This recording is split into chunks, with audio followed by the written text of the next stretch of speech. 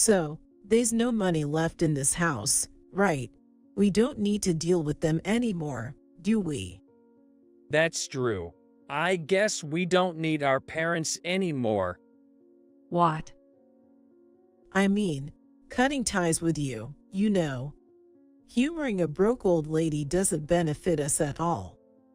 Right? She's been trying to mooch off us, and even without a penny to her name, she expects us to take care of her. Better to cut ties now. I understand your point. So you're saying your inheritance will be just $30,000, and that's the severance for ending the parent-child relationship, right? Yay, that's fine. After George passed away, Michael and Daisy showed their true colors. They confronted me with a declaration of disownment, as if to take revenge for their failed plans. $30,000 is a lot of money, but they will regret accepting that money. 2 years after George's death, I was sitting on a park bench, eating my sandwich. The peaceful moment vanished with a familiar voice. Isn't that Mom over there? What? Really? Look, she looks so tired, feeding pigeons in the park. No, I'm not feeding the pigeons. Holla, that's true. We took all the money after all, so of course you'd be homeless, huh? How's the homeless life treating you? My anger had long passed, leaving me speechless and aghast. I sighed softly and resumed my lunch. Mom, why are you ignoring me? Oh right, we've cut ties, so I shouldn't call you Mom anymore. How about homeless hag then? That's a good one, homeless hag, haha. Michael and Daisy kept mocking me, taking advantage of my silence. After finishing my sandwich, it was time to reveal the truth to them. You've been going on about homeless this, homeless that, but who are you talking about? We're talking about you, homeless hag. I'm not homeless, dear. I live over there. What? I pointed to a building and explained the truth to Michael and Daisy. What? Shocked by the truth, it was too late for them to regret. I am Emily. I'm a 60-year-old housewife. My husband, George, is 67 and still working. George quit his job about 20 years ago to start an IT company. The company has grown successfully, especially in the last 10 years, as he ventured into new fields, leading to rapid growth. Now it's a significant enterprise.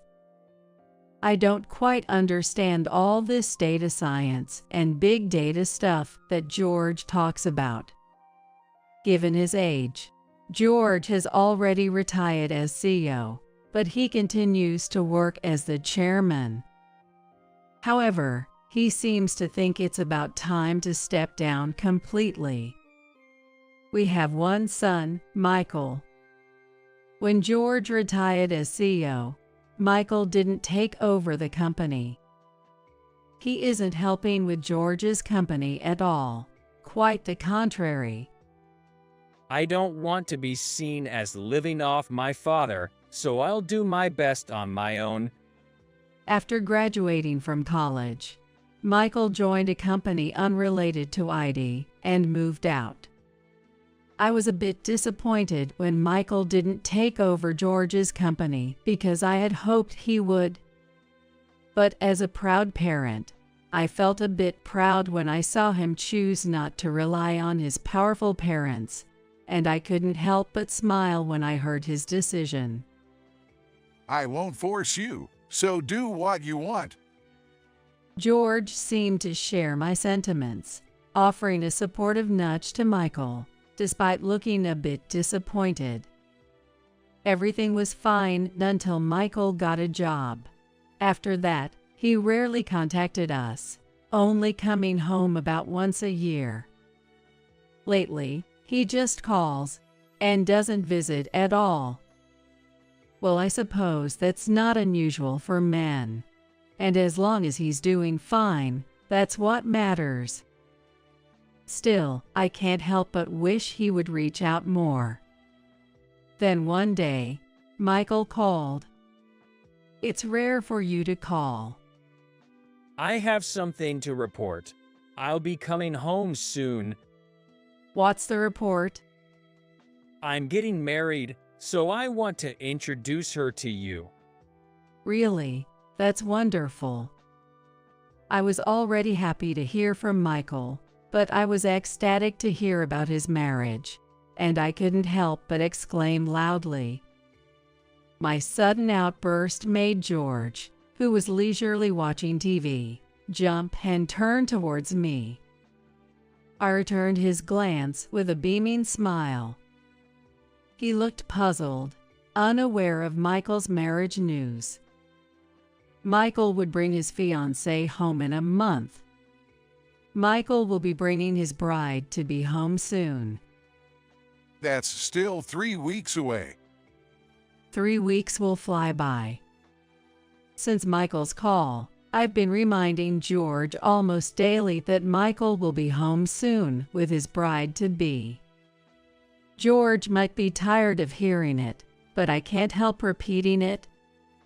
I just can't help being so excited about it. But this marriage announcement would soon bring me a sense of unease. A month later, Michael and his fiancée arrived. We're home. Welcome. Come in. George is waiting in the living room. Thank you. His fiancée, Daisy, looked young and cute like an idol, instead of having the sleek beauty of a model. Her nervousness, glancing around at the entrance, was endearing. As I led them to the living room where George was waiting, she kept looking around.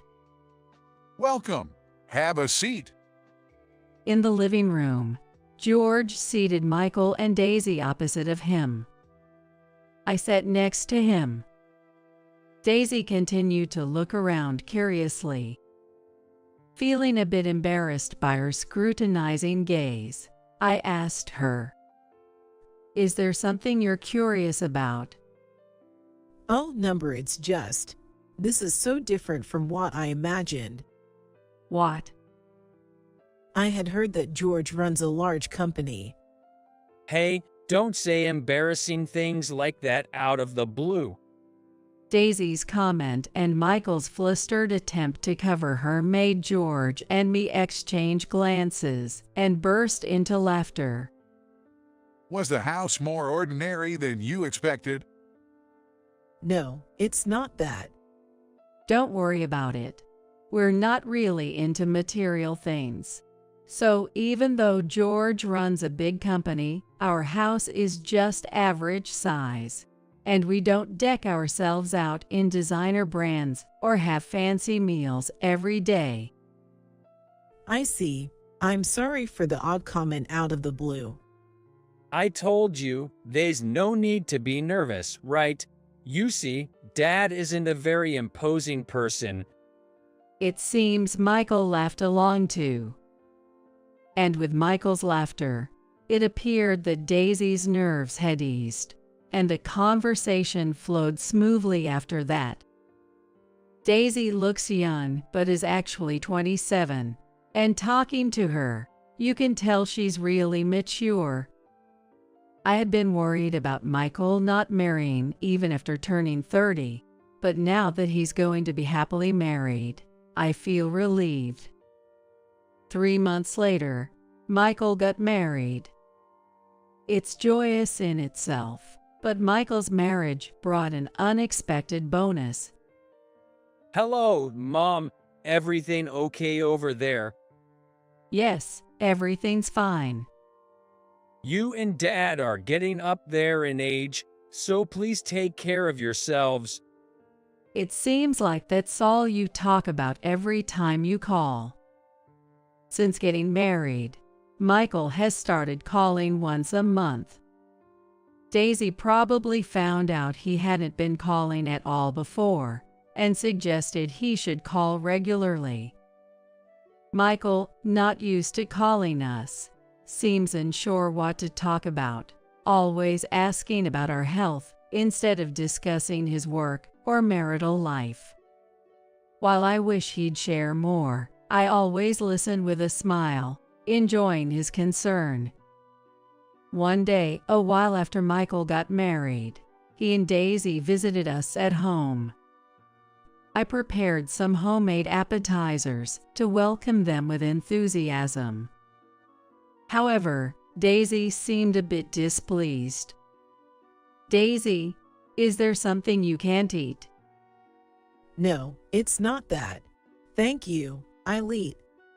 Daisy responded with a smile, but I didn't miss the brief shadow that crossed her face when she saw the appetizers. And she hardly touched them. Maybe there was something she couldn't eat after all. I felt anxious, constantly checking Daisy's expressions, worrying I had made her uncomfortable. I became so fixated on her reaction that I spoke less, even as everyone else seemed to be enjoying the conversation. Eventually, it was time to see Michael and Daisy off. While George and Daisy talked at the door, Michael whispered to me, out of their earshot, Mom, homemade appetizers aren't really a thing anymore. "That's not true, is it? There's nothing old or new about homemade appetizers, right?" That mindset is outdated, Mom. The appetizers you made prioritize shelf life over appeal, right? Nowadays, it's all about using fancy ingredients for appetizers. Daisy must have been disappointed. Really? I guess I'm out of touch with what young people like these days. I'm sorry. While I believe there's nothing wrong with making appetizers, I was too concerned about Daisy's impression and ended up apologizing to Michael in a low voice. After the small appetizer incident, our monthly calls became less frequent, dropping to once every 2 or 3 months. I felt down, thinking I had upset Daisy with the appetizers. Seeing me like this, George comforted me gently. Daisy wouldn't get upset over appetizers. Maybe work is just busier, or continuing the monthly calls was too much. Going from no contact to once a month is a big jump, isn't it? Even if it's every 3 months, it's good that he calls at all. His words lifted my spirits a bit. However, even then, I couldn't say it was a complete recovery, and negative feelings remained in a corner of my heart. And it seemed that the negative emotions lingering in my heart had the power to attract bad things.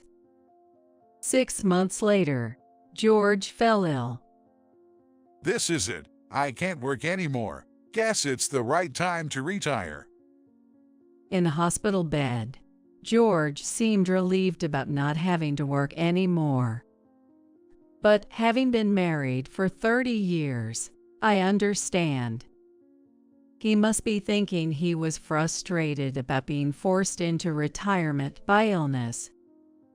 He smiled to avoid worrying me, and that consideration pierced my heart. Of course, I had told Michael about his illness.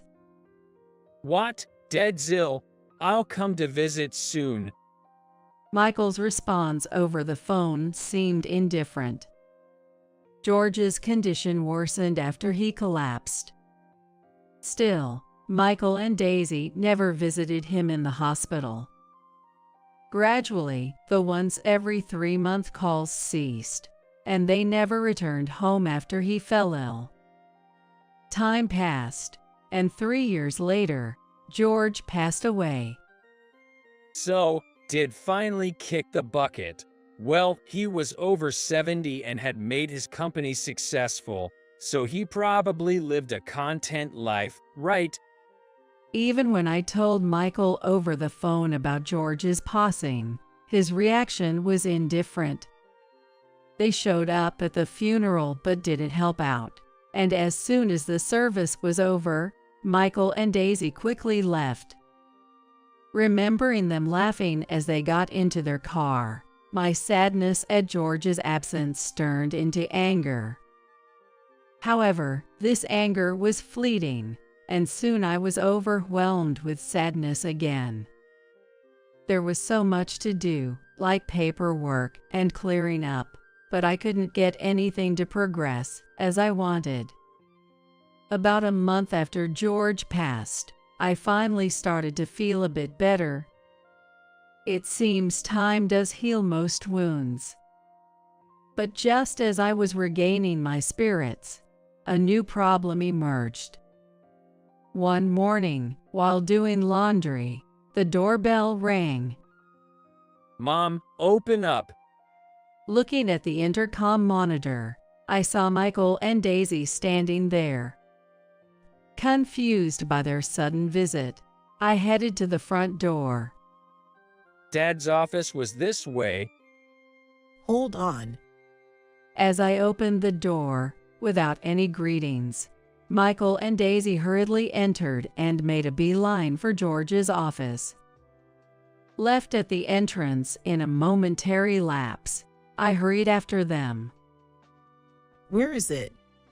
It's probably in one of these drawers, I guess. The door to George's office was left open, and I could hear they were rummaging through the drawers. What are you two doing? They stopped opening drawers and turned to look at me. I had a hunch, but I was praying it wasn't true. It's about time to talk about the inheritance, right? So, we came to collect what's ours. He was the CEO and chairman of a big company, and it seems like he didn't spend much, so there must be plenty of money. Sadly, my prayers went unanswered. Michael and Daisy threw a few words at me and resumed rifling through the drawers. Seeing them act like thieves, I lost the will to stop them. Found it. Is this it? Oh, is it there? What's inside? Haha. Excitedly, they flipped through George's bank book. But their expressions darkened as they saw the balance. What's this? There's hardly any money in here. Damn. So, there wasn't much money after all. It was clear they had come looking for George's money. But I couldn't grasp what they were talking about, and my thoughts froze, leaving me standing there, dumbfounded.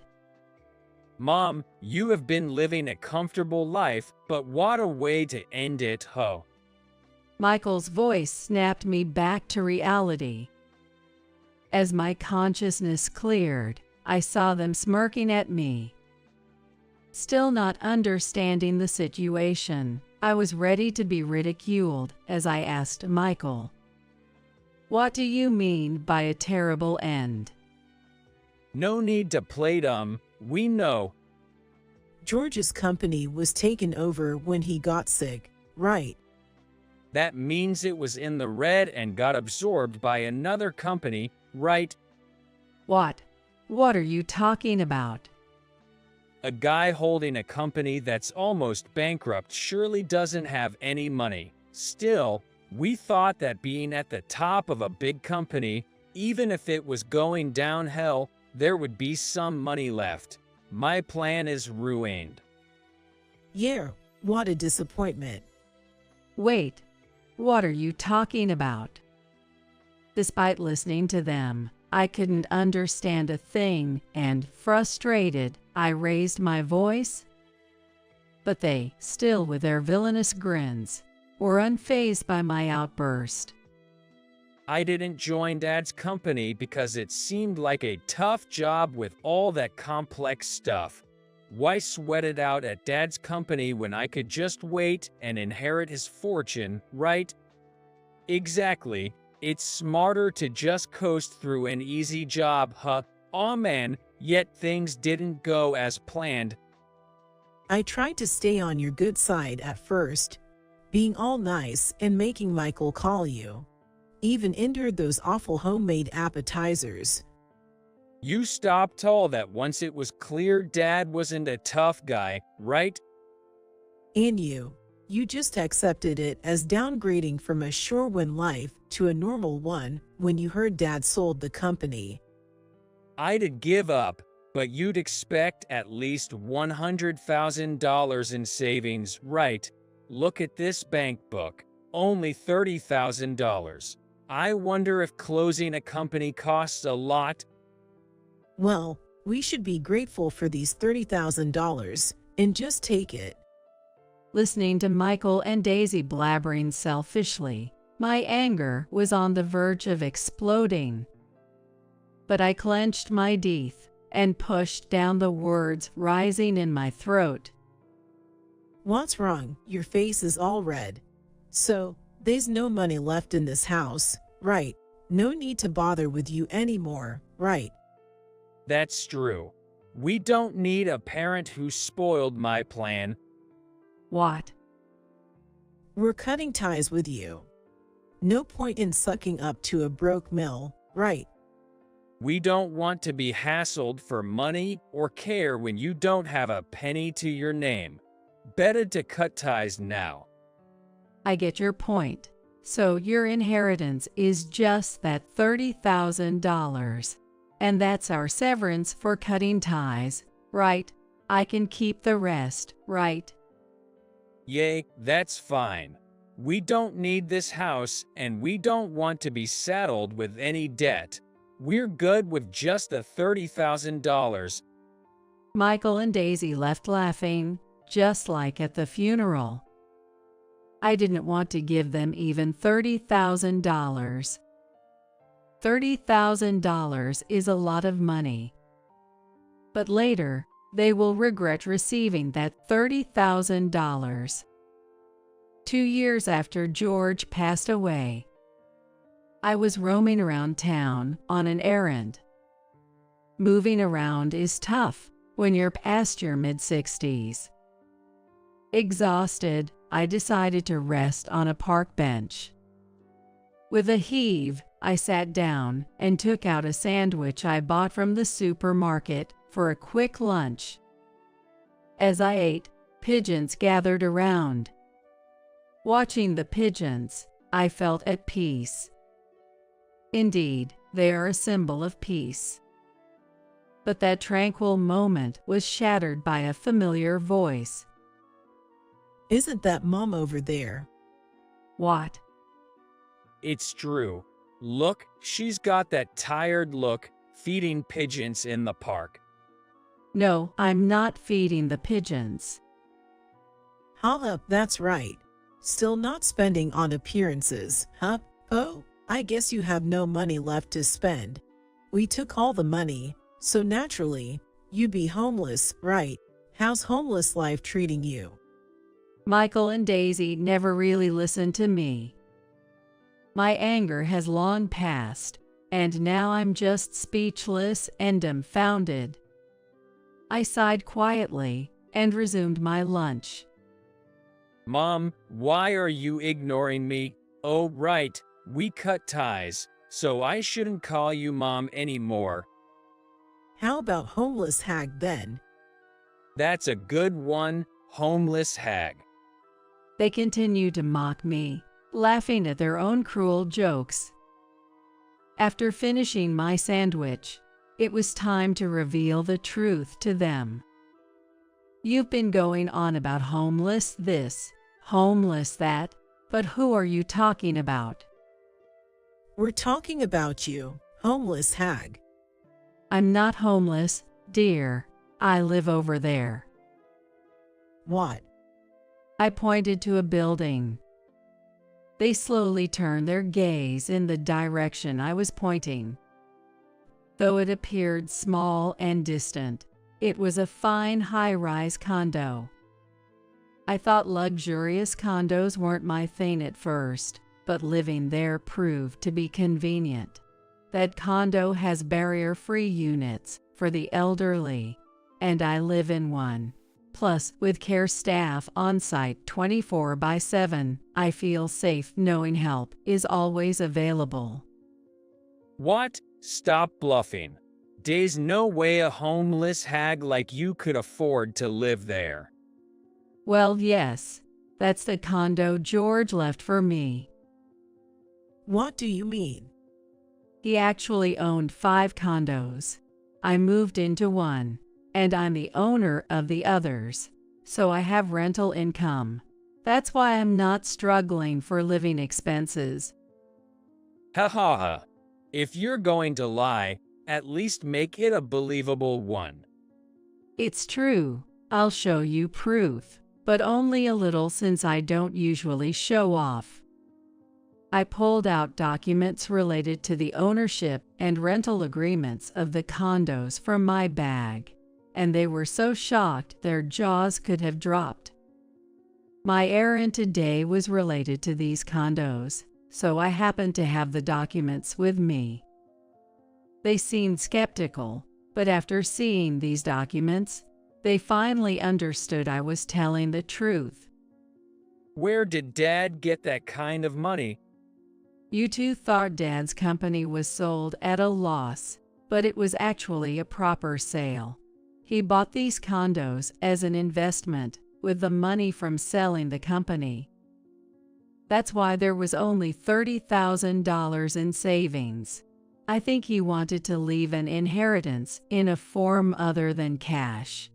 Maybe he still wanted to do something business-like after suddenly retiring due to his illness. Realizing the truth about the condos but only receiving $30,000, they were in a daze. However, claiming to own 5 buildings might seem like a stretch, as Michael suggested. Building one condo costs millions. For 5, it would be hundreds of millions. It's unlikely to have that much money just from selling a company, and even big corporations can't easily build 5 condos.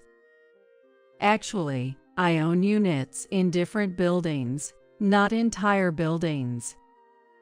When I said 5 buildings, I meant that I own units in 5 different buildings, totaling 6 units. It was easier to say it that way. They seem to have misunderstood that I own entire condo buildings, but I can't be bothered to correct them, so I'll let it be. Moreover, it ended up sounding like I owned 5 whole buildings when I actually have units in 5 buildings, but owning 6 units is still significant. Each condo unit he bought costs over $500,000. So with 6 units, that's over $3 million. He invested most of the money from selling his company into these condos. He must have had a lot of fun making one last big purchase with the money he worked his whole life to earn. Now that you have so many, shouldn't you share one with us? Yeah, managing all that must be tough for you alone. We can help. When they learned I was an owner of multiple condo units, they became cautious in their words, their speech awkward. Their attitudes flipped entirely. Of course, I can't trust such people. No need for concern from someone I've cut ties with. What? Wait, even if we've cut ties, we're still family. That means when you're gone, the condos automatically come to me, right? Yeah, right. No need to apologize to this old lady here. They began to smirk again like villains. but I have no intention of handing over George's precious legacy to such unkind people. Unfortunately, you won't be getting anything. Planning to write in your will not to pass on anything to me? That's useless. I know my rights as a child can't be easily nullified. Yes, that's why I plan to dispose of the assets eventually. What? I intend to transfer the condos to George's acquaintances. What? I live in one of the 6 condo units, but the rest are inhabited by George's friends. They are all married and running their own businesses, so I don't expect them to move until I pass on. Thus, I don't worry about vacancies. The people living in my condo units have supported me and were helped by George during his lifetime, so when my time comes to join him, I plan to transfer the condos to them. I think it's much better than leaving them to Michael and Daisy. Also, I'm thinking of donating the money gradually accumulating from the condo rents to his cherished company. It won't be a large amount, but since I've already given Michael and Daisy $30,000, I don't want to give them a penny more. Well, when my time comes, I'll make sure to leave absolutely nothing behind. What? Michael collapsed to the ground, drained of strength upon realizing I had no intention of leaving anything behind. $30,000 is a lot of money, but it's not an unattainable amount for Michael to earn. Of course, he would regret throwing away the chance for the condos for just $30,000. It's not pleasant to talk about life after you're gone while you're still alive. But this time, I took pleasure in seeing their frantic faces. Well, I've got other things to do, so I'll be going now. Goodbye, estranged strangers. After my break, I left a park with a light step. Michael was so regretful about missing out on the condos that he ended up buying a small apartment building. But driven by his frustration and lack of knowledge, he struggled with increasing occupancy, and the building seems to be plagued with vacancies. Consequently, he's been dealing with ongoing financial losses. After sinking his savings into the apartment and taking out loans, he can't sustain this forever and will eventually need to sell. If that happens, he might be left with a massive debt. And if he struggles to find a buyer, the situation could become even more dire. If no buyer is found, he might have to demolish the building and sell just the land, which would be a terrifying thought with demolition costs added to the debt. I live comfortably in a senior-friendly condo. The residents of my condo, who were helped by George, also look after me. While living alone as an elderly person can be lonely, that's not the case for me. The weather looks nice today, so I might go for another walk in the park.